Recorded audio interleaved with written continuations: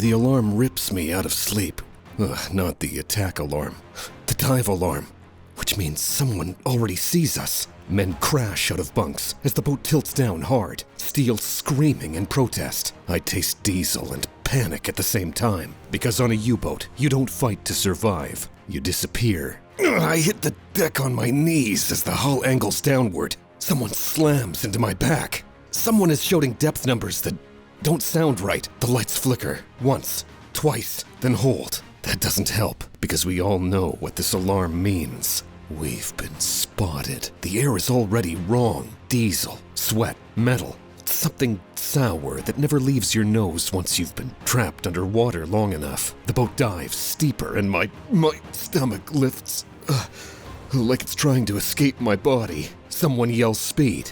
Someone yells depth. Someone whispers a prayer. I don't. I grab the ladder and drop into the control room just as the first explosion rolls through the hull.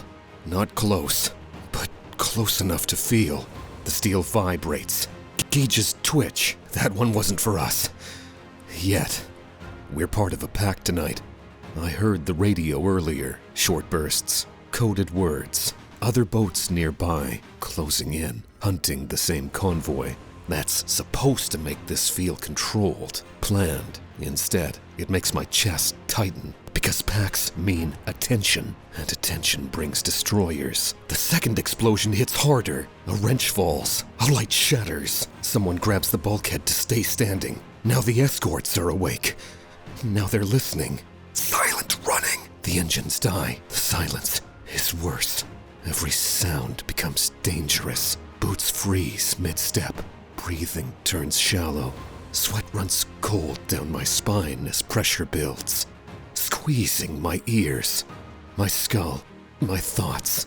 Then it starts. Depth charges. The first detonates far enough away that someone exhales by mistake. The second is closer, close enough to shake dust loose from the ceiling. The third makes the lights blink out for half a heartbeat. The hull doesn't crack. It screams. Water sprays from a seam. Someone jams a rag into it. Someone else presses both hands over it. Knuckles white, shaking so hard I think his arms will give out. Another explosion. Closer. They're walking. The charge is in. The pressure gauge climbs. Too deep. Way too deep. And as the steel bends around us, one thought cuts through everything else. If they drop the next charge where I think they will, this boat won't implode. It'll fold. We've been at sea for weeks. No sun, no fresh air, no clean clothes. Bread has gone green. Sausage, gray. Water tastes like rust. The toilet hasn't flushed right in days, and everyone pretends not to notice, because fixing it would mean flooding the compartment with sewage. We sleep in shifts, packed together like cargo. Torpedoes above our heads, torpedoes beneath our feet. When the boat dives deep, I imagine one of them snapping loose, turning us into fragments before the ocean finishes the job. The officers don't explain anything. They don't need to. Orders are orders. The first ship dies above us. We feel it through the hull. A dull, distant punch that rattles my teeth. Somewhere overhead, steel is tearing open. Somewhere overhead, men are screaming and burning. No one cheers. We wait. The next blast is closer. Gauges jump. A pipe groans. Someone mutters a name like... It might protect him. Then the destroyers arrive for real. Depth charges fall like thunder with no sky. Each one steals air from my lungs. The hull flexes like it's alive.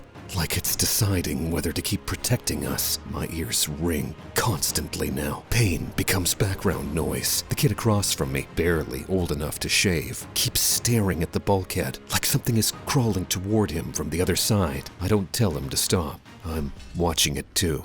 The lights go out again. This time, they stay out. Darkness swallows us whole.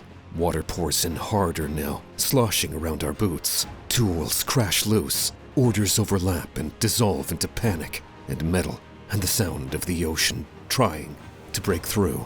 For one long second, I know this is it. Not in battle, not in glory, but crushed, forgotten. Another boat that never comes back. No bodies, no graves. Just a patrol report stamped missing. Then nothing. No explosions, no engines, just waiting. Minutes stretch into something shapeless. No one moves.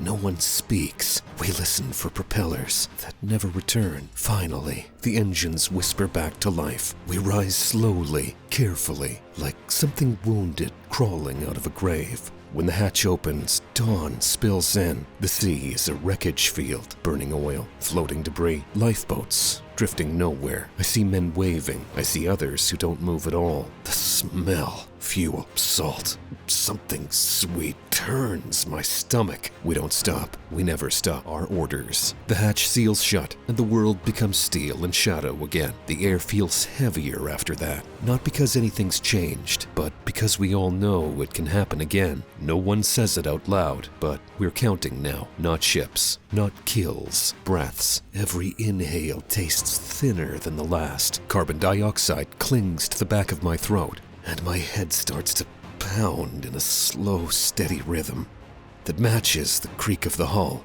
Someone opens an oxygen valve just enough to keep us from blacking out. Not enough to feel human again. I catch my reflection in a pressure gauge. Eyes sunken, face gray. Someone older than I was when this patrol started. We joke sometimes that the sea ages you faster than time. No one laughs anymore. The kid across from me asks how much longer.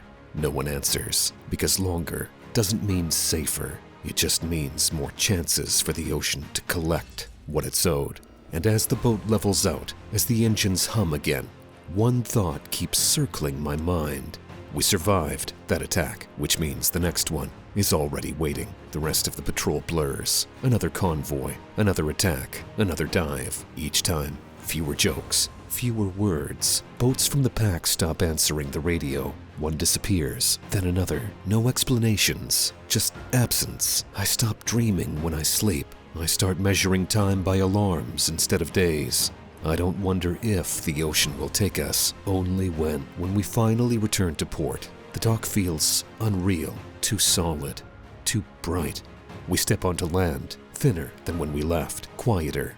Officers shake hands, medals are mentioned. Someone talks about the next patrol like it's already decided. I look back at the sea. It's calm, like it didn't just try to kill us, like it hasn't swallowed hundreds of boats whole. I know better, because the ocean doesn't forget, and neither do we. Years from now, they'll call us wolves. They'll talk about tactics, numbers, victories. They won't talk about the smell, the darkness, the sound of steel bending around screaming men. They won't talk about how most of us never came home, because history doesn't scream, it sinks. And history never dies, it just echoes beneath the waves.